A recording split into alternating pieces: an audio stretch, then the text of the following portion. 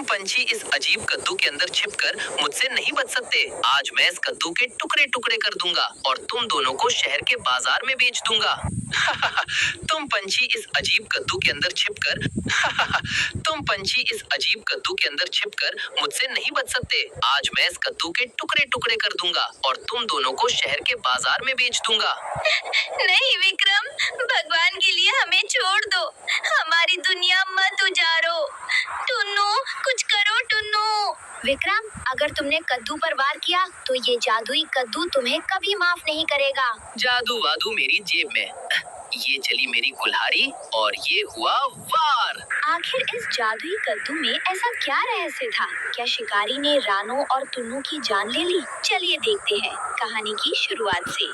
रात का समय था, जोरदार तूफान चल रहा था। रानो और टुन्नू का घोंसला टूटकर गिर जाता है। सुबह होती है। टुन्नू, उठो टुन्नू, आंखें खोलो। देखो, सब कुछ बर्बाद हो गया।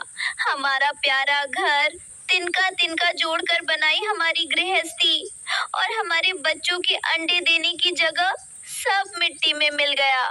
हे भगवान, ये कैसा भयानक तूफान था रानो। इसने तो हमसे हमारी छत ही छीन ली। अब हम इस घने और अनजाने जंगल में कहाँ रहेंगे? ठंड भी लगातार बढ़ रही है और हमारे पास छिपने की जगह भी नहीं है।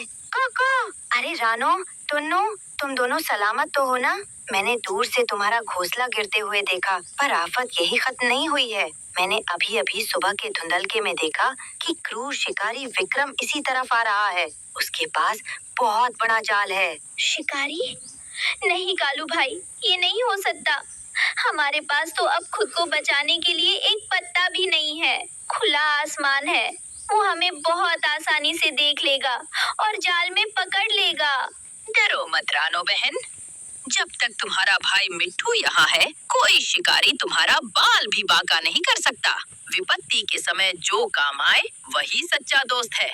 मेरे पास इस मुसीबत से निकलने का एक अचूक उपाय है। कैसा उपाय मिट्ठू भाई? जो भी है जल्दी बताओ, मेरी तो जान हलक में अटकी है। कहीं ऐसा ना हो कि बातें करते करते वो शिकारी यहाँ पहुँच जाए। जंगल के उत्तरी छोर पर बूढ़े बरगद के पास एक जादुई कद्दू है। वह कोई साधारण कद्दू नहीं है, वो एक जादुई घर है। अगर हम वहाँ पहुँच गए तो कोई शिकारी हमें छू भी नहीं पाएगा। चारों पक्षी उड़ते हुए बूढ़े बरगद के पास पहुँचते हैं। वहाँ एक विशाल चमकता हुआ सुनहरा कद्दू जमीन पर उगा हुआ था। वाह, ये कितना दिव्य और सुंदर है। ये तो सचमुच सोने की तरह चमक रहा है। क्या सच में हम इसके अंदर रह सकते हैं? अरे भाई मिट्ठू, सुंदर तो बहुत है और बड़ा भी है, पर इसके अंदर जाएंगे कैसे? इसमें तो ना कोई खिड़की है और ना कोई दरवाजा। ये तो पूरी तरह बंद है। यही तो इसका जादू है कालू भाई। इसके अंदर जाने के लिए एक जादुई मंत्र बोलना पड़ता है। सब एक साथ अपनी आंखें बंद करो और मेरे पीछे दोहराओ। जादुई कद्दू खोलो द्वार, संकट में है पंछी परिवार। सब एक साथ मंत्र बोलते हैं। कद्दू में एक छोटा सुंदर दरवाजा खुल जाता है। अंदर से गर्म और सुरक्षित रोशनी बाहर आती है। अरे वाह, अंदर तो सोफे जैसी घास बिछी है। रानो, ये तो हमारे पुराने घोंसले से भी लाख गुना अच्छा है। ये सिर्फ एक कद्दू या घर नहीं है टुन्नू, ये हम बेघर पंछियों के लिए भगवान का भेजा हुआ आशीर्वाद है। कालू भाई, मिट्ठू भाई, अगर आज आप दोनों ना होते तो हम मारे जाते। आपका बहुत बहुत धन्यवाद। अरे रानो, दोस्ती में धन्यवाद बोलकर हमें पराया मत करो। हम दोस्त हैं और दोस्तों का फर्ज ही यही होता है। तुम और टुन्नू अंदर आराम करो, मैं और मिट्ठू बाहर की डालियों पर बैठकर पहरा देते हैं। कुछ दिनों बाद रानो और टुन्नू कद्दू के घर में खुशी खुशी रह रहे थे। अचानक बाहर भारी कदमों की आवाज सुनाई देती है। शिकारी विक्रम अपने हाथ में बड़ा सा जाल और बंदूक लेकर आता है। इस जंगल में बहुत सारे कीमती पक्षी हैं। आज तो मैं सबको पकड़कर शहर के बाजार में महंगे दामों में बेचूंगा। अरे ये क्या है, इतना बड़ा कद्दू? विक्रम शिकारी कद्दू के पास जाता है और उसे ठोकर मारता है। अंदर रानो और टुन्नू डर से कांपने लगते हैं। टुन्नू, वो शिकारी बाहर आ गया है। मुझे बहुत डर लग रहा है। अगर अंतस कद्दू को तोड़ दिया तो? घबराओ मत रानो, जब तक मैं जिंदा हूँ मैं तुम्हें कुछ नहीं होने दूंगा। लेकिन ये कद्दू जादुई है, इसे तोड़ना आसान नहीं होगा। अरे इस कद्दू के अंदर से पक्षियों के चहकने की आवाज आ रही है, तो ये चिड़िया इसके अंदर छुपी है। रुको, अभी मैं इस कद्दू को कुल्हाड़ी से काटता हूँ। विक्रम शिकारी जैसे ही कुल्हाड़ी उठाता है, कालू कौवा और मिट्ठू तोता हवा में उड़ते हुए आते हैं और उस पर हमला कर देते हैं। भागो यहाँ से दुष्ट शिकारी, हमारी सहेली के घर को हाथ मत लगाना। आक्रमण! दोस्तों पर हमला हम बर्दाश्त नहीं करेंगे। हट जाओ गंदे पंछियों, तुम मेरा कुछ नहीं बिगाड़ सकते। आज तो मैं इस कद्दू को लेकर ही जाऊंगा।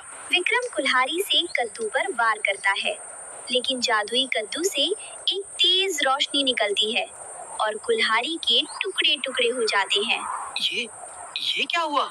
मेरी इतनी मजबूत लोहे की कुल्हाड़ी के टुकड़े हो गए। ये कैसा कद्दू है? इसमें से कैसी रोशनी निकल रही है? क्या इसमें कोई भूत? विक्रम, तुम इंसानों के पास दिल नहीं होता क्या? हम पक्षी तुम्हारा क्या बिगाड़ते हैं? हम तो बस आजाद आसमान में उड़ना चाहते हैं, अपने बच्चों को पालना चाहते हैं। क्यों तुम हमारी खुशियाँ छीनते हो? हाँ शिकारी, अगर तुम्हें कोई छोटे से पिंजरे में बंद कर दे तो तुम्हें कैसा लगेगा? भगवान ने ये धरती जितनी तुम्हारे लिए बनाई है उतनी ही हमारे लिए भी बनाई है। पक्षियों की बातें सुनकर और कद्दू के चमत्कार को देखकर शिकारी विक्रम स्तब्ध रह जाता है। उसके हाथ से जाल गिर जाता है। मुझे माफ कर दो छोटे पंछियों। आज तक मैंने सिर्फ अपने फायदे के बारे में सोचा। मैंने कभी नहीं सोचा था कि तुम्हारी भी एक दुनिया है, तुम्हारी भी भावनाएं हैं। इस जादुई कद्दू ने और तुम्हारी एकता ने मेरी आंखें खोल दी। क्या तुम सच कह रहे हो या ये तुम्हारा कोई नया जाल है? नहीं कौवे भाई, मैं अपनी माँ की कसम खाकर कहता हूँ, मैं सच कह रहा हूँ। आज रानो और टुन्नू के शब्दों ने सीधे मेरे दिल पर चोट की है। आज से मैं शपथ लेता हूँ कि मैं कभी किसी पक्षी या जानवर को नहीं पकड़ूंगा, न ही उन्हें कोई नुकसान पहुँचाऊंगा। मैं अपना ये पापी जाल और बंदूक यहीं हमेशा के लिए छोड़ रहा हूँ। विक्रम अपना जाल और बंदूक फेंक कर वहाँ से हमेशा के लिए चला जाता है। रानू और टुन्नू कद्दू के घर से बाहर आते हैं।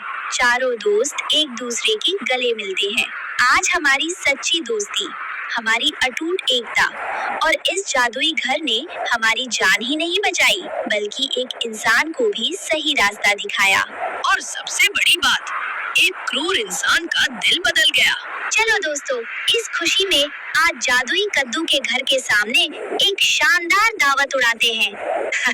क्यों नहीं? काओ काओ, आज तो जंगल के सबसे मीठे मीठे जामुन और अमरूद खाए जाएंगे। आज की पार्टी मेरी तरफ से। सभी पक्षी खुशी से चहकने लगते हैं और आसमान में ऊंची उड़ान भरते हैं। जादुई कद्दू का घर उनकी